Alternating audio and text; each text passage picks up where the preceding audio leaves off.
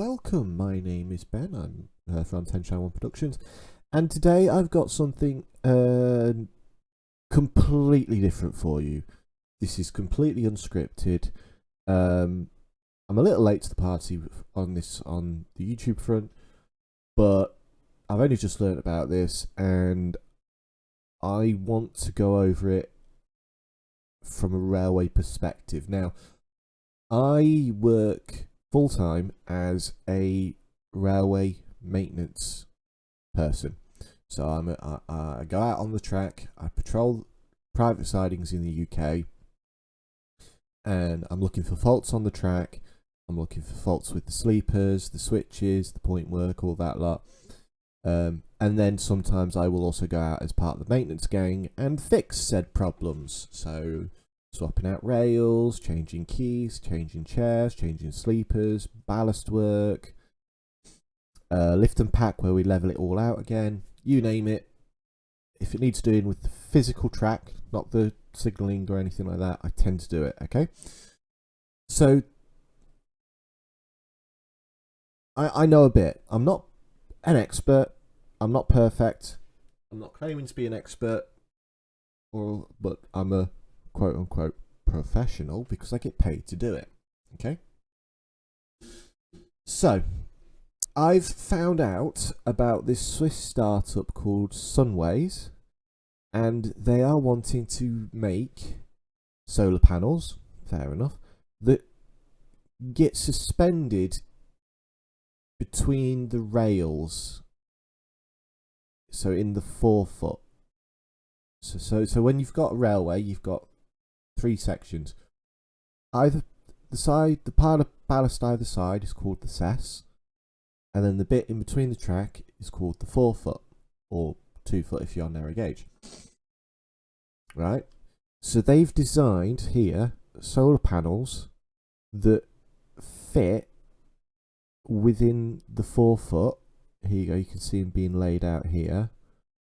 Right, so the train will go along, lower this chain of solar panels down, right? How do I? And then a shoe comes along, flicks what looks like a really flimsy switch, and these suspension bars come out and sit in the web of the rail.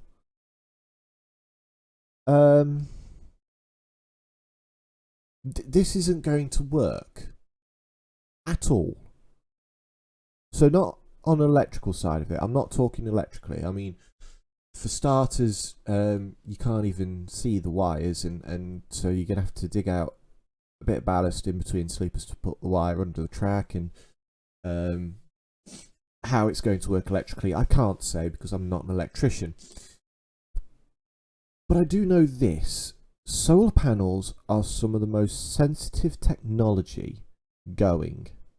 So there's a reason they're stationed on roofs or in fields, and they have strong framework.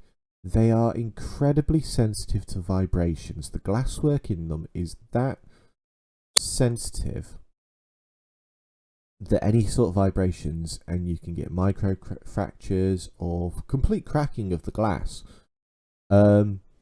which then renders the solar panel inoperable. Okay, so and what do you get on a train track when a high-speed train or a freight train goes thundering over it? Vibrations. You can hear a train coming through the vibrations in the track literally seconds before it touches it arrives. Okay, you'll hear that zzz, and then the train goes past.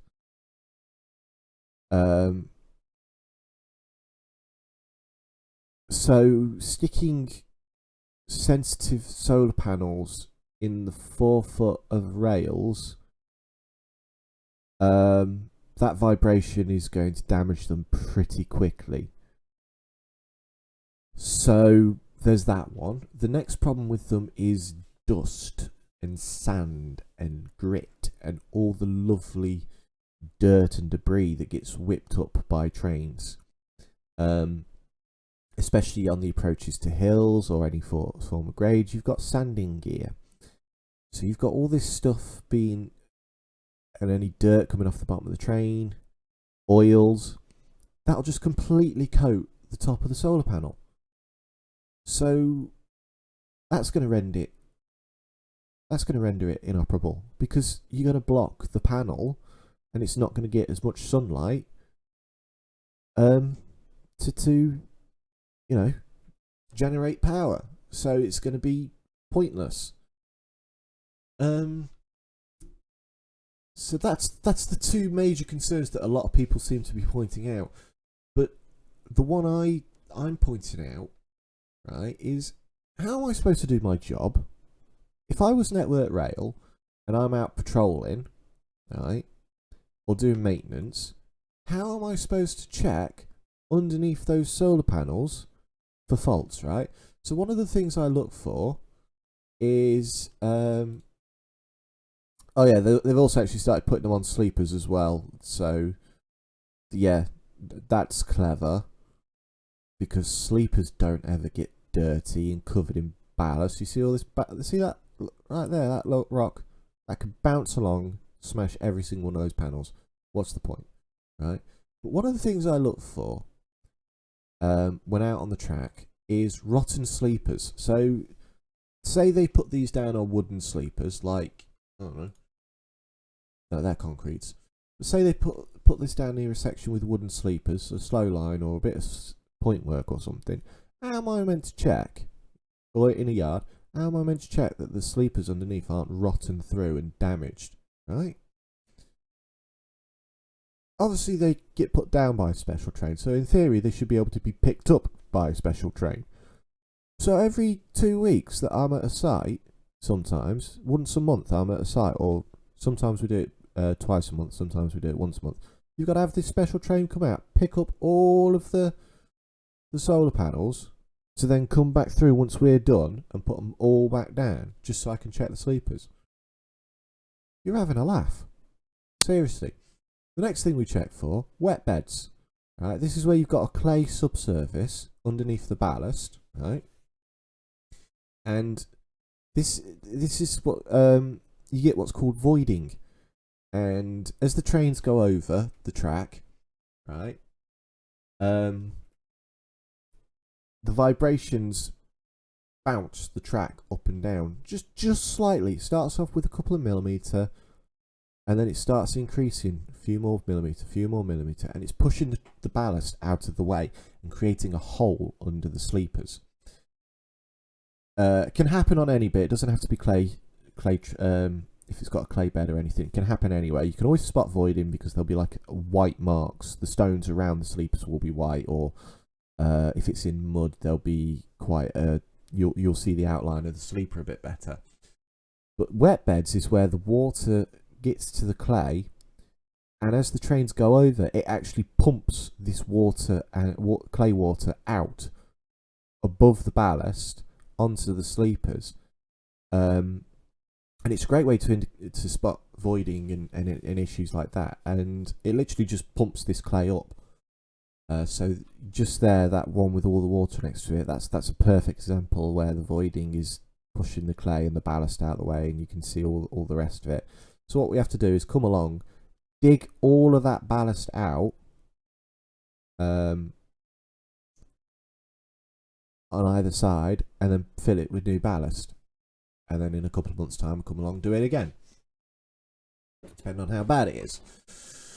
But yeah, so again, if you've got solar panels along that track bed in the 4-foot, how am I meant to check for, besides looking at the sleeper ends, how am I supposed to tell how bad if there's any wet beds?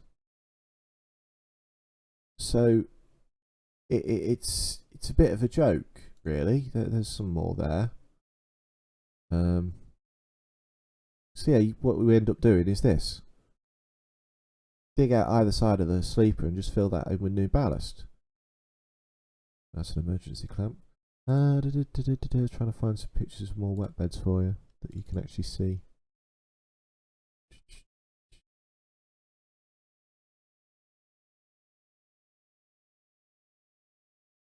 There you go.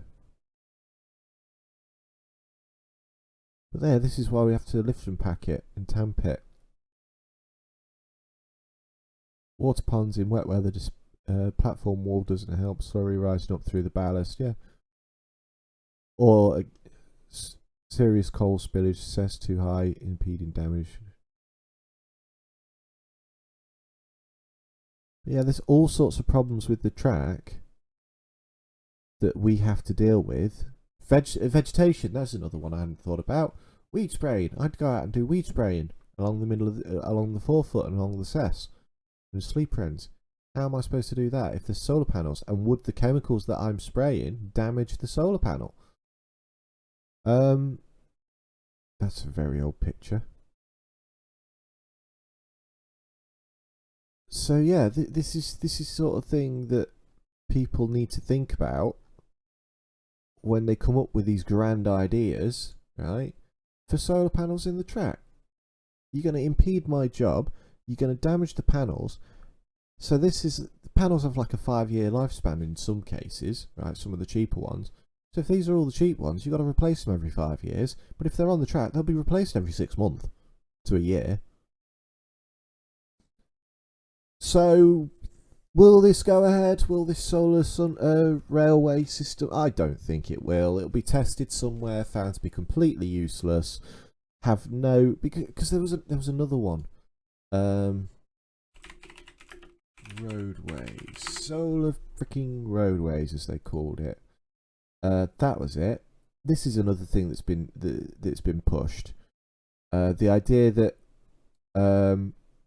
you can replace roads with solar panels that light up and heat up and everything, so you don't need to paint them. They can just have LED strips down the middle.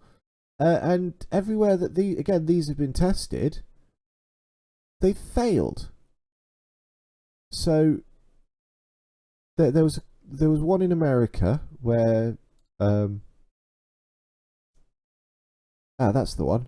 He put a load down brickwork in a pathway, and they claimed, oh yeah, it'll heat up and clear the snow, right?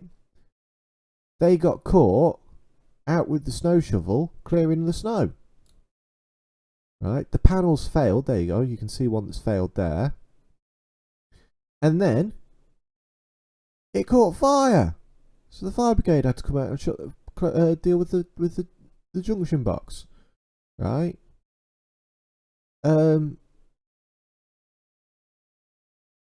That's a poor picture. That's a poor picture.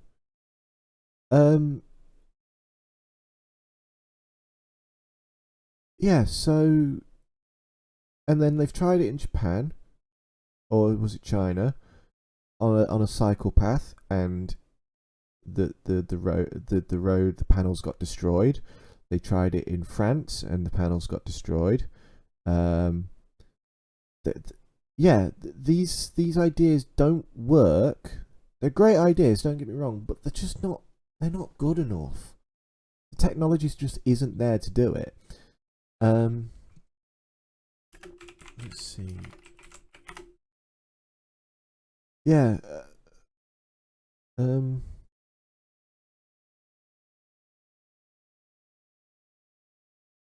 the expense of it as well. That's another thing, how expensive it is. 100,000 kilometers of solar roads. Norway, there we go. Damage, let's check for the damage. Yeah, see, just get smashed up, because again, the tyre treads pick up little stones and it just smashes them. And you've got, there you go, more of it. And this is what's going to happen with the trains. So, if you want to put solar panels anywhere, right? Here's a good example. You've got all this roadway, right? And everything. Fair enough, lighting it up, LEDs, that's cool. What about all this roof space, right? I heard once the UK needs 1% of its land mass covered in solar panels to generate enough electricity. There is how much land mass covered in roofs? Factories, train stations, fire stations, police stations, hospitals, warehouses, residentials, commercial buildings. I would happily sell my flipping. I would happily sell my um roof space or rent it out to a solar panel company, or just again put the solar panels over the road or over the railway, make it like a continuous tunnel. No idea what that is. That looks like. Yeah. Oh, that was another thing I forgot to mention. Last point with this solar railway: derailments. That's the next big one. What if a train comes off? It's going to go right over all those panels, isn't it? If the flange weight, if it, I don't know, flange climbs and a wheel falls into the forefoot, it's going to destroy every single one of those panels. Or if the panel's out of position, it could knock a train off and cause a derailment. So, no, people, please don't think you've come up with the life-saving, oh my god, this is awesome idea of putting solar panels in the forefoot of rails. It will not work. Okay, it's a pipe dream. It's dangerous. It's just going to cost a lot of money and not have much return, and the infrastructure is just going to be ridiculous for it. If you want solar panels, put them line side, put them above the tracks, put them on buildings. Just ask to rent building space or buy building space, roof space, people. Come on. That's it for today. I could go on for this with hours. I appreciate you all listening to the end. I am working on my next episode. It's just that wife has a cold, so can't get her to record the lines at the moment because she doesn't sound very well. So yeah, thank you and good night.